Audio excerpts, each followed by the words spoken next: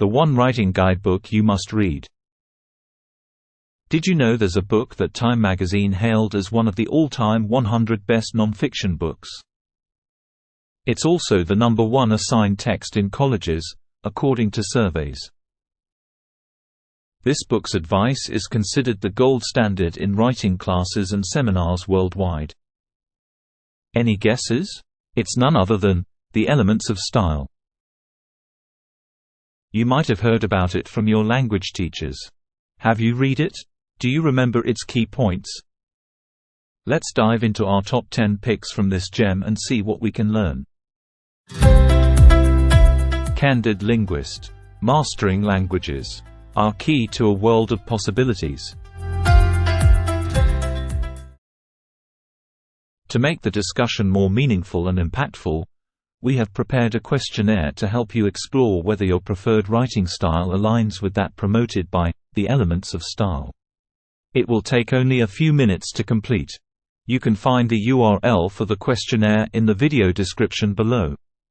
Please pause the video and finish the questionnaire before continuing. Tip 1. Use the active voice. When you use active voice, the subject of the sentence performs the action. But with passive voice, the subject just receives the action. Active voice makes your writing direct, punchy, and engaging.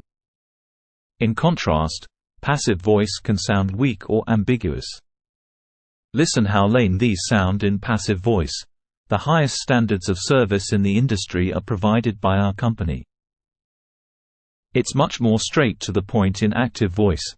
Our company provides the highest standards of service in the industry.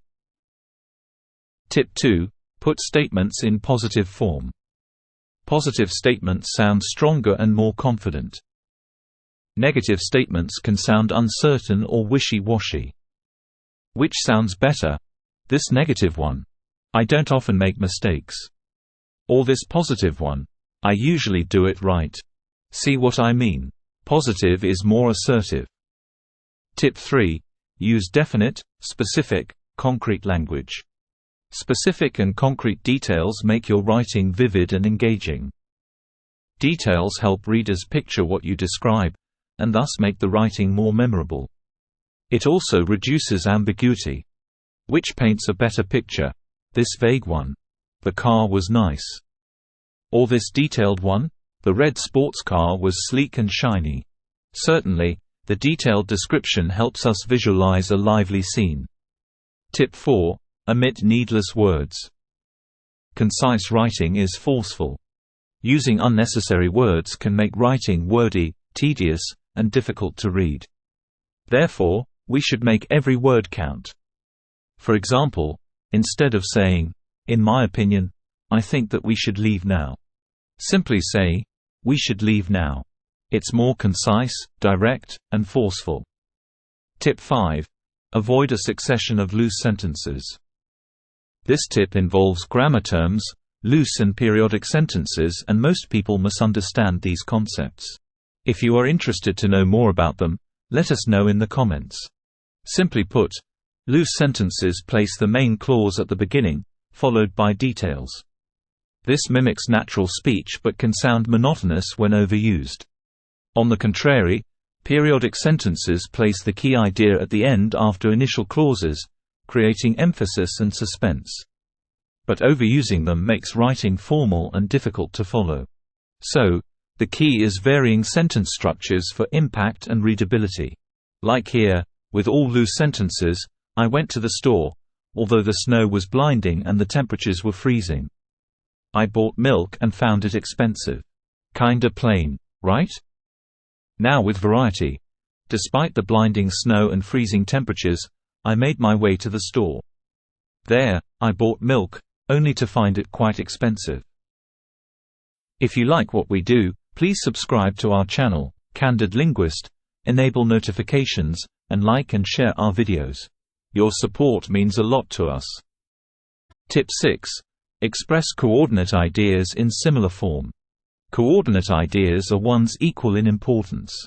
Expressing them in parallel structure creates balance and symmetry, which people often find pleasing.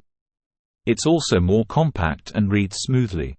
Like here, not parallel. My objection is the high cost and we don't have time. Better in parallel. My objection is the high cost and impossible deadline. Tip 7. Keep related words together. We should always keep related words together to create clarity and avoid confusion. It sounds like common sense, but people often make careless mistakes when they don't follow this basic rule. For example, dressed in a tight white tube top and red mini-skirt, Jack fell entranced seeing his dream girl Bella. This projects a funny image of Jack in a tube top. The sentence should read, Jack fell entranced seeing his dream girl Bella dressed in a tight white tube top and red mini-skirt. Tip 8. Use orthodox spelling. Orthodox means traditional or standard here. Made-up spellings confuse readers, so we should stick to traditional forms, especially in formal writing. For example, we should use standard spelling like this, "Thanks for your help." Or even a set phrase, "We appreciate your cooperation." Although it's perfectly okay, or it's even the new norm to type messaging texts like this, "Thanks for your help." Very few people can decode these acronyms right away, ALOTBSOL, or MAWOY. By the way, ALOTBSOL means, always look on the bright side of life, and MAWOY means may angel watch over you. Tip 9. Avoid fancy words. Using fancy words can make writing feel pretentious and difficult to understand. Simple language conveys meaning clearly. This sounds robotic. The aforementioned data is indicative of a positive trend. Better in simple words. The above data shows a positive trend. Tip 10. Revise and rewrite. Writing is a process, and 90% of this process is rewriting. Writing guru Ernest Hemingway once said, "The only kind of writing is rewriting." Revision allows you to correct errors, refine your ideas, and improve the clarity and effectiveness of your writing. Embrace the process. Revising may feel tedious at first, but with time, you'll identify common trouble spots and get faster. So, those were our top 10 picks. Do you agree with them? Are you following these guidelines? If you haven't read the book yet, we strongly recommend you do. Here are 5 reasons why. First off, this book has stood the test of time. Published way back in 1918, its principles are still super relevant today. Especially in the digital age where clear and concise communication is key. Secondly, it teaches basic principles that apply to all forms of writing, from business comms and academic writing to social media posts and creative writing.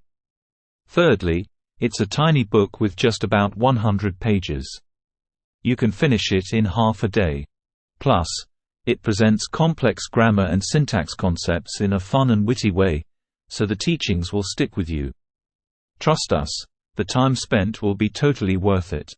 Also, its guidance is respected by many people, maybe even your teachers or bosses.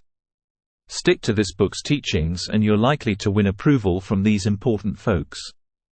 Last but not least, although some linguists criticize the book's prescriptive approach, kinda like a sergeant, snapping orders to his platoon, which we'll discuss this in another video. Remember, you gotta learn the rules before you can break them.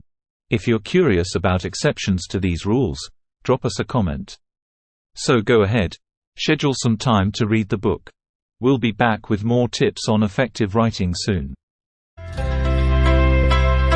If you like what we do, please subscribe to our channel, Candid Linguist, enable notifications, and like and share our videos. Your support means a lot to us.